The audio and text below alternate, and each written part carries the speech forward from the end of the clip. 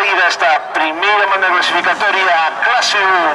ata B600, a única serie que se vai disputar, non hai dúas como as demais categorías, e aí teñen en pista a Javier Lea Casal, número 14, e Isaac Albo Chávez, 11, Martín Castro Calvelo Deus, que saían en primeira línea de parrilla, Alejandro Martínez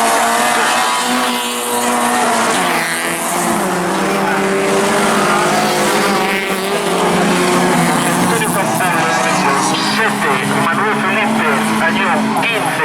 Eloy Castro Calvelo, 3. En la cuarta línea, techando parrilla, salían Alberto Varela Añón, 36, y Marcos Herrero Global,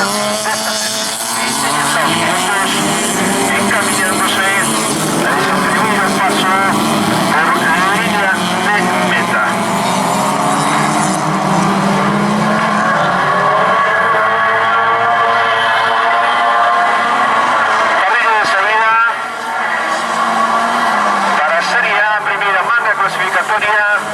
De máis de 1.600 centímetros cúbicos para os pilotos 23, 30,